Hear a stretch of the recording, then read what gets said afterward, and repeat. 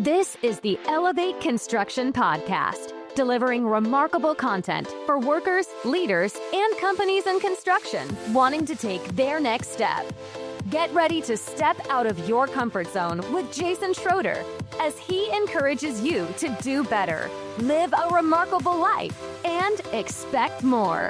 Let's go.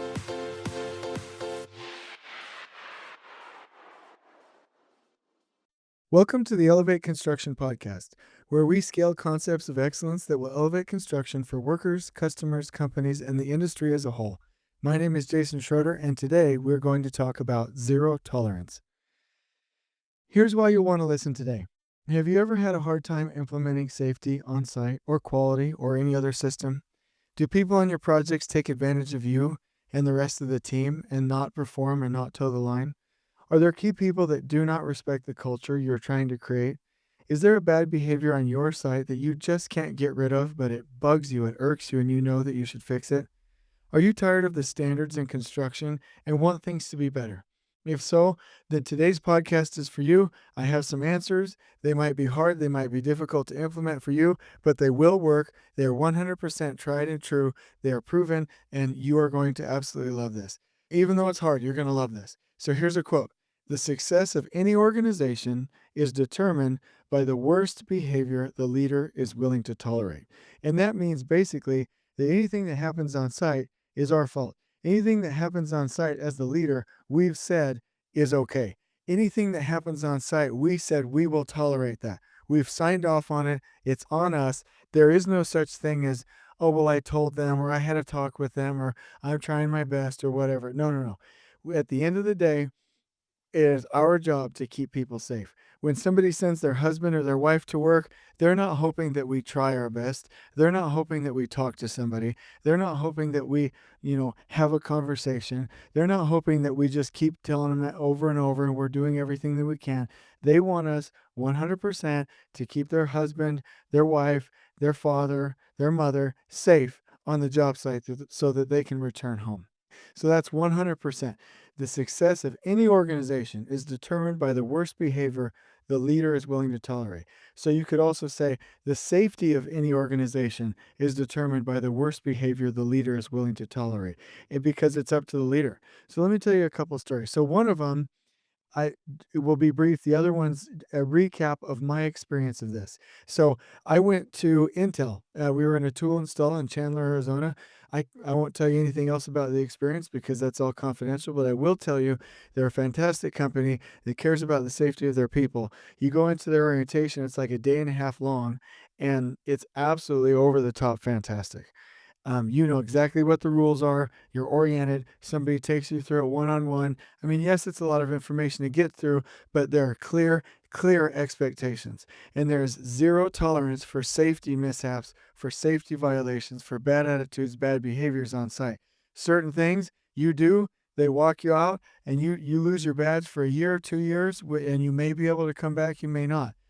But there's zero tolerance for safety. And when I went there, there are thousands and thousands and thousands of workers out there, and I was impressed at the ability to keep that project clean, to keep that project safe, to not have certain safety violations manifest themselves among the workers. I was very impressed. It was remarkable. Now, did they have little issues here? Maybe a little bit of tidy there, maybe some bathroom cleanup needed over here. Absolutely. But for the most part, it was absolutely remarkable. And it was the first time that I realized, wait a minute, we don't have to tolerate bad behavior. We don't have to put up with this. When somebody says that's just construction, they're wrong. When somebody says, oh, this, construction is just a high-risk industry, we can't do much about it, they're wrong. When people say, well, it's the workers, they just can't get it, they're wrong. That you can, and it has been done, you can set high expectations and get results. And the bottom line is, and I love that Gary Vee says this, if one person has done it, anybody should be able to do it.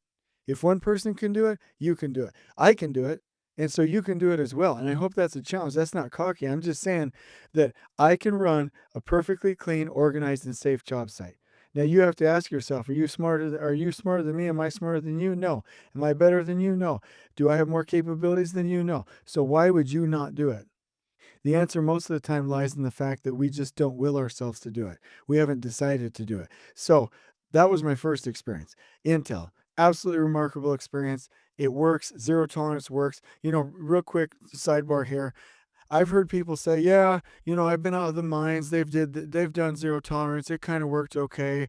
Or I was out, in the oil fields and they did the same thing and it was kind of like a Barney Five get you in trouble kind of a thing that didn't work. I'm like, wait a minute, guys. Hold on, hold on, hold on, hold on. I'm talking about where it's done right. I'm not talking about somebody saying there's zero tolerance and not doing it.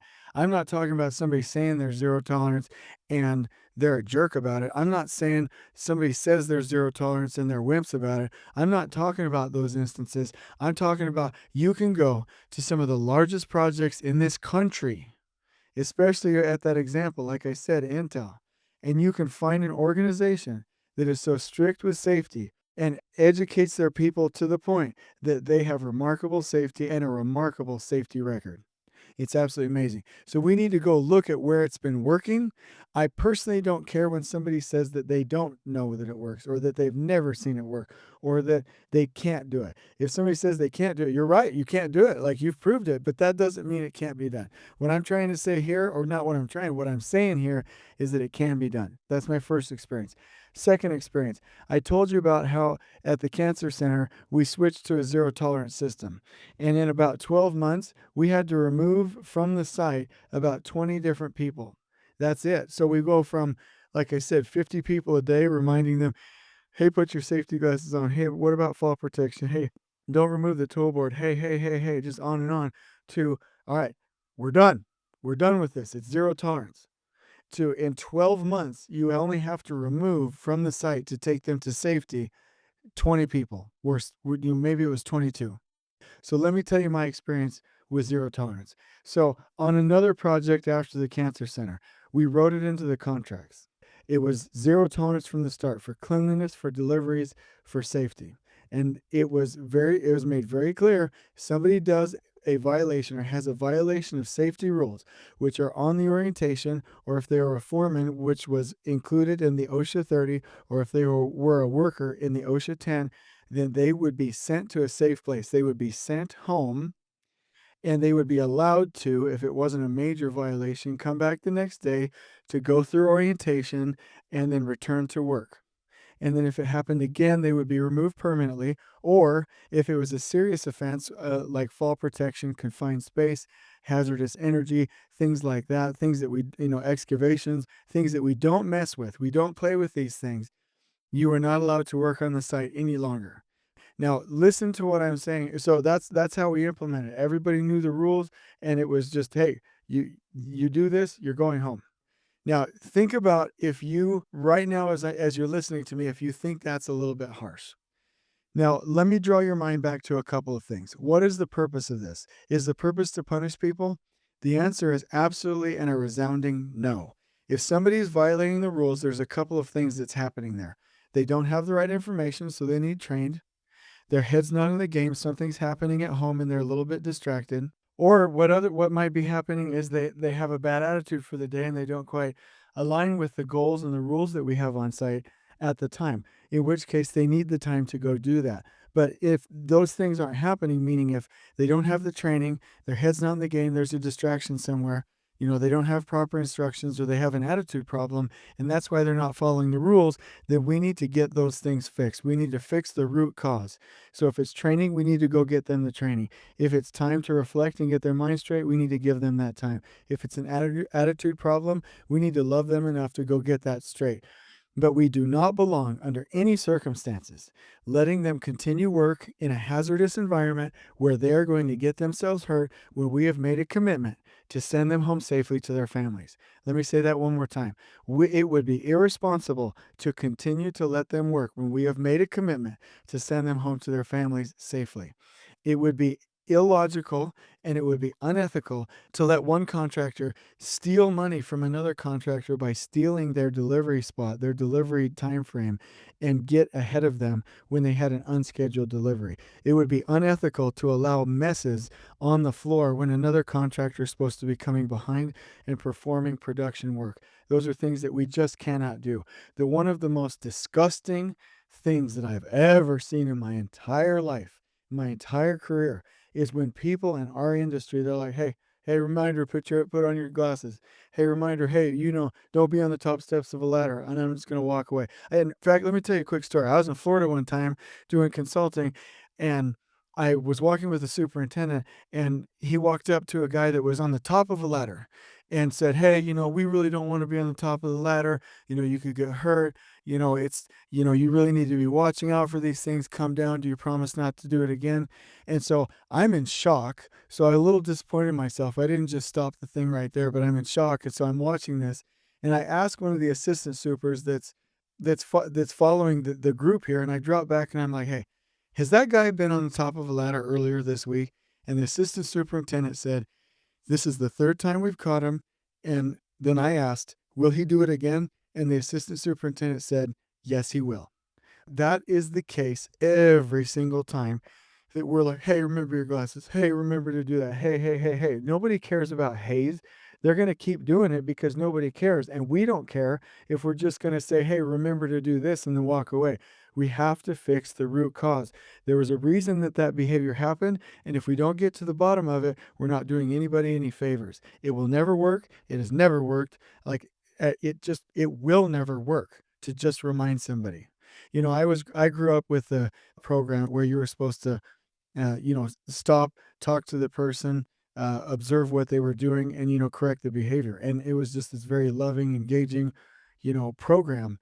And it didn't work. It just flat out didn't work. People would continue to do the same things. It wasn't a matter of education. It was a matter of will. That's my opinion. These people go through, and when I say these people, I mean the violators. I wouldn't talk about our workers that way. Our craft, our heroes, the people that are violating these rules, they know what the name of the game is. They've been through orientation. They've seen it probably hundreds of times. They know it. They just don't care.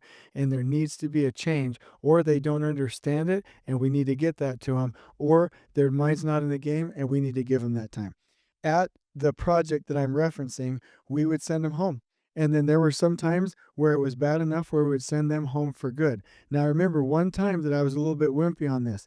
I remember a foreman pushed a wall form off of a ledge when it was hooked to the crane when it was over capacity. And, there were a lot of excuses for it. And I'm like, dude, that's non-negotiable. And I talked myself out of sending him home. And then guess what? Next week, he's on the top of a wall form, no harness, like 40, 50 feet up in the air, climbing over this thing until I observe that and fix the situation. And I've just decided that if it calls for it, you just have to act over and over and over and over. If there's an initial behavior, there will be a repeated behavior. And so that's how we implemented it on that job. And I have to say, in 2 years, we only had 38 people that we had to send home. There were 380 workers on that project at the peak, and the project was remarkably safe with a great safety record, with remarkable cleanliness and the whole nine. It was absolutely fantastic. So how is this done? Again, write it into the contracts. Establish the rules early. One of the most important things that you absolutely have to do is win over the craft. There has to be nice bathrooms, nice lunchroom, equal communication, morning huddles, the whole nine, barbecues, real-time feedback, clean, safe environment. You have to make sure that they know that you're taking care of them first before you do this. Make a deal. Say, this is what I'm going to do, and this is what I'm going to expect. So then establish those standards early and then hold the line. So the standards on my job sites are that we have to have cleanliness. If there's a problem with cleanliness, then the crew stops and cleans it up right away. The entire crew, 100%, and that's written into the contracts. There's never going to be a composite cleanup crew. One contractor's not going to clean up someone else's. I'm not going to hire temp laborers. It's 100% zero tolerance. We will keep this area clean, 100%. Deliveries, if they're not scheduled, they get turned away, 100%, especially when we're on a postage stamp site where we have 0 lot lines and it's very difficult to keep things organized. If there's a contractor scheduled and you dog in there and you want to get out ahead, or you're going to take somebody's spot, we turn the trucks around. The only way drivers will show up on time is if you turn them away, unless they come with a flagger ready to go, know what gate it is supposed to be in, they know exactly what time, and they show up on time. That's the only way to do it. And if somebody's like, well, what am I going to do with the delivery? They don't know any better, blah, blah, excuse. No. As soon as you start turning deliveries away, those delivery companies and those contractors scheduled, and you dog in there and you want to get out ahead, or you're going to take somebody's spot, we turn the trucks around. The only way drivers will show up on time is if you turn them away, unless they come with a flagger ready to go, know what gate it is supposed to be in, they know exactly what time, and they show up on time. That's the only way to do it. And if somebody's like, well, what am I going to do with the delivery? They don't know any better, blah, blah, excuse. No.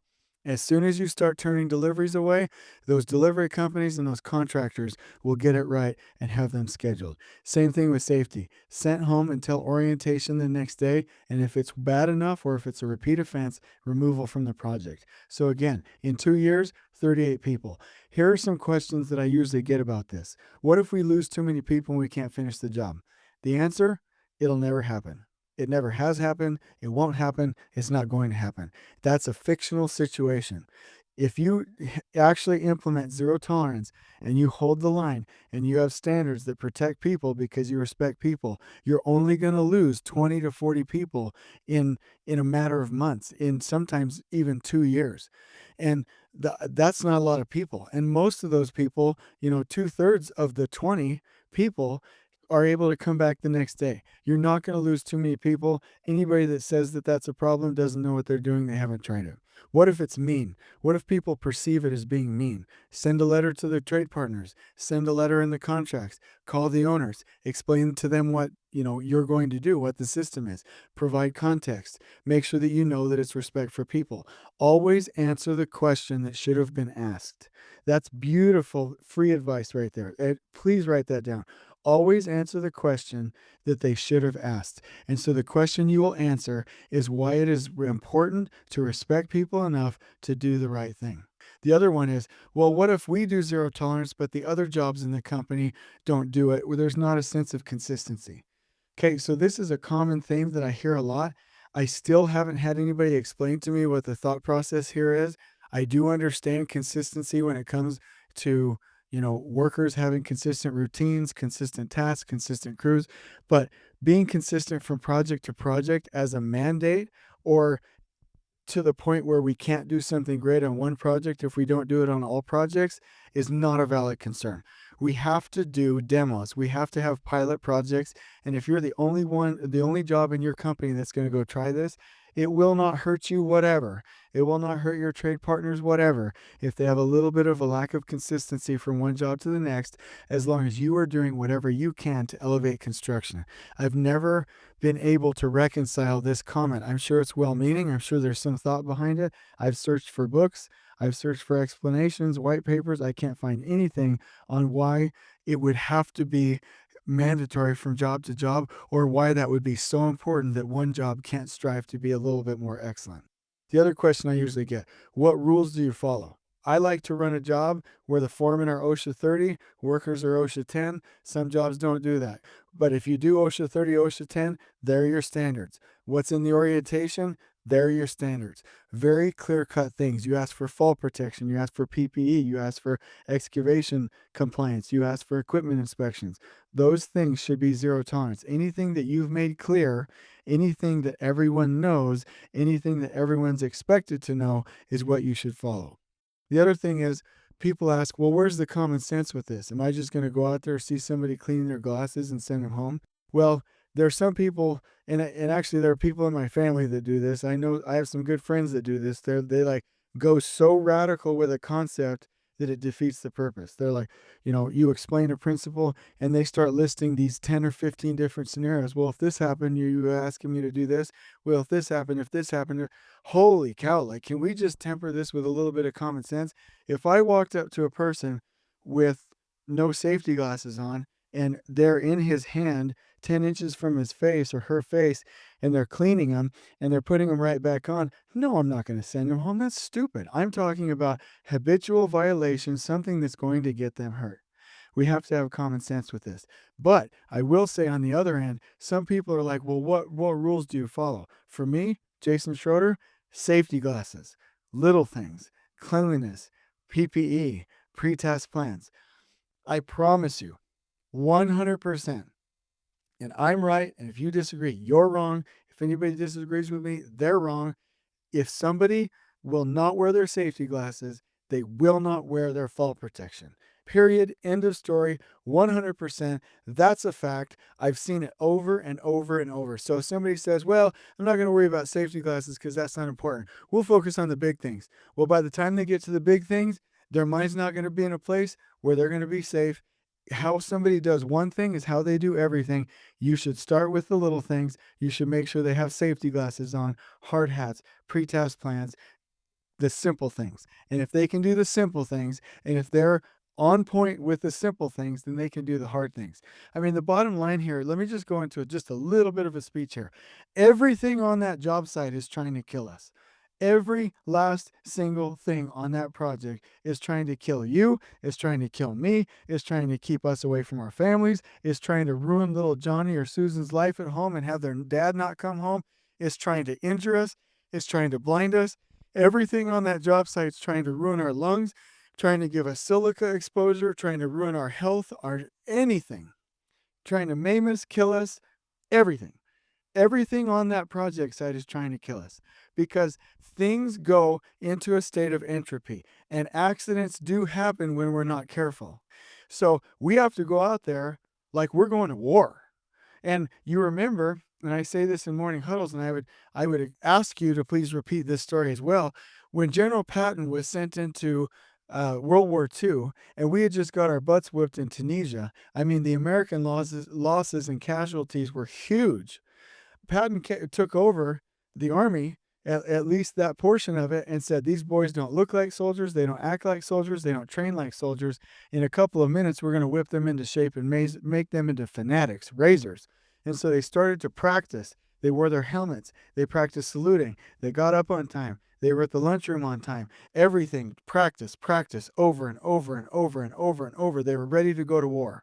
If we're not ready to go to battle, if we don't train like we're ready to go to battle, if we don't act like it, if we don't dress like it, we're not ready and we're going to get our butts whooped. So as soon as we cross that job site fence, we have to be ready to go to war. Hard hat on, glasses on, safety vest on, pre-task plans ready to go, gloves, boots, proper clothing, everything, mindset, 100%. Because those are the things that we know will keep us safe. Because everything on that project is trying to kill us, and we have to be ready to go to war. We can't be out there in our flip-flops and in shorts, farting around and being silly about how we're on site. And just one quick note here, like I'm so annoyed at our residential brothers and sisters or our light-duty commercial construction contractors out there. They'll have people 3, 4, 5 stories up without fall protection. They got people out there on roofs without fall protection. They got people out there with no PPE. They got people out there in shorts and flip-flops. I mean, that is disgusting to me. If you're going to be in a high-hazard industry, you have to be ready to go to war. You have to be suited up, ready to go, just like Patton had to do when he took over and we started winning against the Nazis in World War II. That's the bottom line. We do have to have common sense, but we should focus and start with the little things because how we do one thing is how we do everything. When does this not work is a question that I get. If everyone's not on board, if everyone on the management team is not on board, it will not work. If you have a wimp somewhere amongst your ranks and they have a different standard, it's not going to work. If you're a wimpy leader, if you are a wimpy leader and you want to play savior with people and you want people to like you and you want to be liked and you don't like conflict and you don't push past that out into your discomfort zone, your learning zone, if you don't get past that, then it will not work. And you cannot be a wimpy leader. You have to be able to hold the line and do the right thing. I've also been asked the question, well, what do you document? Do you just send them home? No.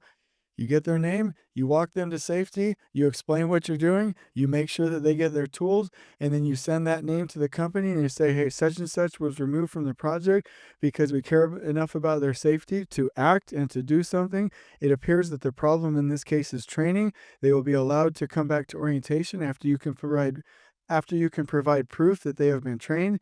And if they do it again, they will be removed permanently. Thank you for helping us to keep our people safe. That's an email, and then you keep a log, right? That's how I know the counts. That's how I know on one job it wasn't more than 38 people in 2 years. That's how I know on the other job it wasn't more than 22 people in 12 months, because you keep track of it. So why do we do this? So a couple of things. Our contracts say we should.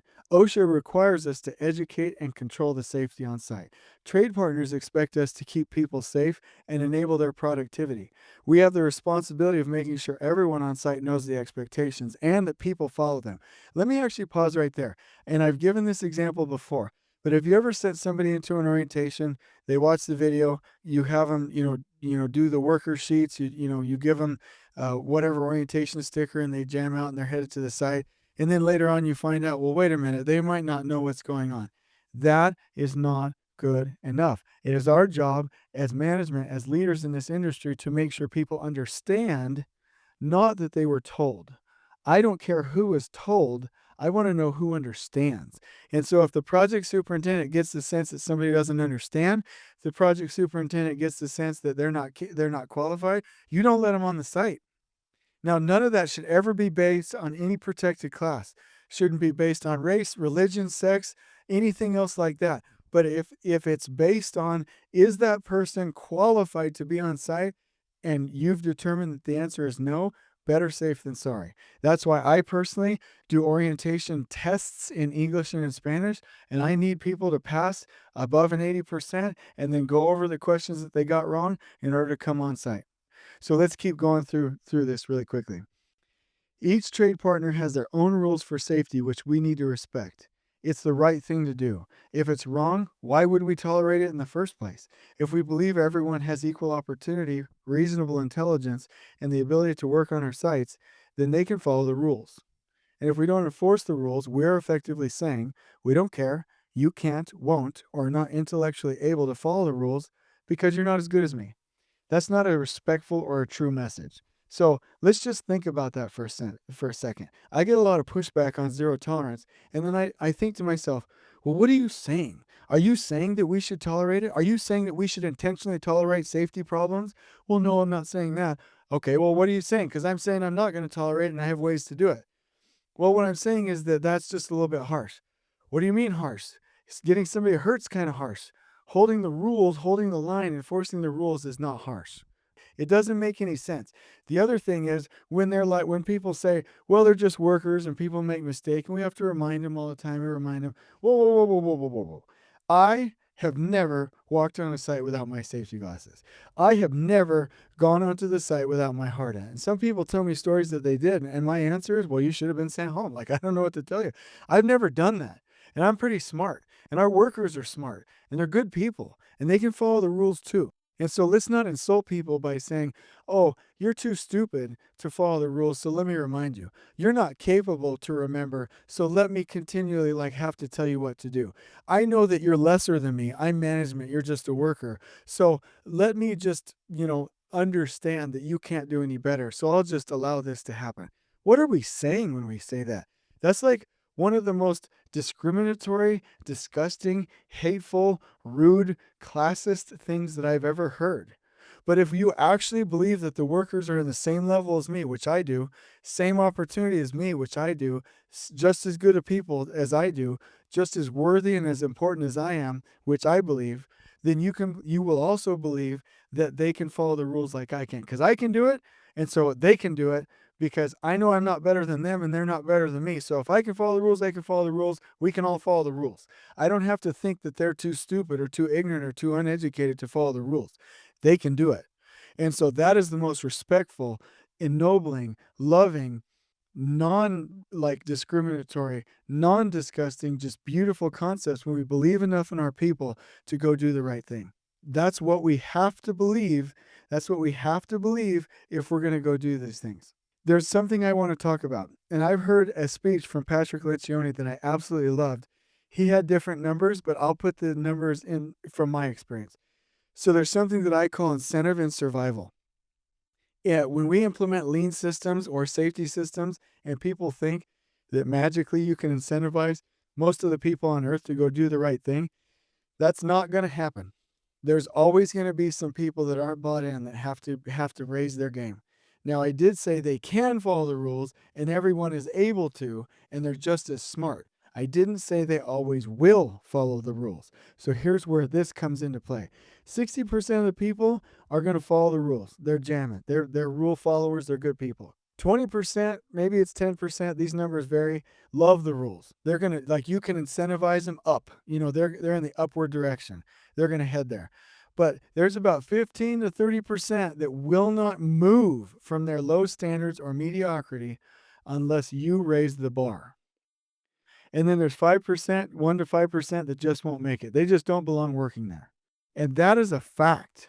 So if you think you can just incentivize everybody to go do the butterflies and kittens scenario, it's not going to happen. You're going to have people where you need to raise the incentive and the survival. The incentive is, hey, we take care of you. This is why it makes a difference. This is why it keeps you safe. People are going to go up to that higher standard. Survival means you're raising the lower bar, the lowest common denominator, the lowest behavior that you will tolerate. And you're raising that to where people either have to raise their game or they have to leave. And that is the only way you're going to get that lower percentage, that 15 to 30% up into that bracket. And it works every time. You will never, ever get 100% of the people up where you want them to be without raising the bar, raising the pay-to-play bar, raising the lowest common denominator, making sure that you have a survival pay-to-play standard on your job site. Remember, everyone's smart enough, everyone has the opportunities, everyone can follow the rules, not everyone will, and that's why you have to enforce it. So some people have said, well, this is kind of like an apple and a whip that you're holding in your hand, like if you're trying to tempt a horse into a trailer. You got an apple in one hand and a whip in the other. That's not exactly how this works, because you know that in the analogy, the apple's supposed to entice and the whip is to punish. That's actually not what we're doing here, everybody. We don't have an apple and a whip. We have respect for people. That's it. Why do we have nice lunchrooms? Respect for people. Why do we have barbecues? Respect for people. Why do we have worker huddles? Respect for people. Why do we have excellent restrooms and hand wash stations and the fixins and a place for them to put their lunches and all of these things? Respect for people. Why do we send people home and keep them safe? Respect for people. Let me ask you a question. Is it respectful to not send somebody home, to let them keep working in an unsafe environment and potentially get them hurt? No. So let's get rid of this apple and whip, good, bad, nice, mean concept. What is the most respectful thing? Now, there's a concept out there, and there's actually a book, because when people push back on me, I'm like, what's going on here? What am I not seeing? Like, do I have a blind spot here? And so there's this book called Changeable, and the argument is that everything is skill, not will, meaning that people don't do things because they lack the skill. It's not that they lack the will to do so. Now, I personally disagree with that. I believe that if somebody's been trained, that, you know, it is a determination. Have you decided to follow the rules? Do you have a good attitude? But in the book, it is primarily focused on the raising of children, the reform of prisoners, enabling people with education. And so I think there's a time and a place for this, and there's a time and a place for zero tolerance. So here's the thing. People are changeable, and people do need the skills, and there's a lot of people that want to do the right thing. We have to train them. We have to provide those opportunities. We have to educate. We have to elevate construction. That's why I'm on this podcast, so that I can hopefully help change people and give them what they need.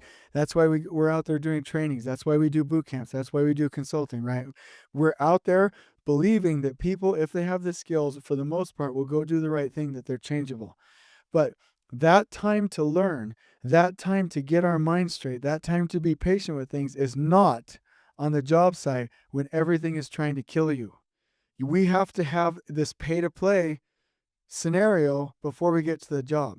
Meaning, even if you're going to go like apply to the U.S. military, you have to be physically fit. You have to have certain education requirements. You have to not have certain mental disabilities, meaning like anxiety and things like that. There's a pay-to-play scenario to enter boot camp. Then you can go to boot camp, okay? Then you can go be an enlisted person, right? Same thing with construction. You have to meet minimum criteria, that you have the skills to work, that you're safety trained, that you know how to understand the standards. You can read and write, you can listen, you can comprehend, you have the mental skills, you have the physical skills. You even have to go through a physical examination, you have to go through a drug test. There's a pay to play, and then once you pass those things, then you should be able to perform on the site and thrive in a zero tolerance environment. So are people changeable? Yes. Do they need skills? Yes. Is it sometimes not a will situation? It's just a lack of skills? Yes. But that's why we elevate people that's not on the job. Once we're on the job, it's zero tolerance for bad behaviors and safety violations, because we can't kill somebody and then double check it and make it better. Once we've killed somebody, they're gone. Like, that's it.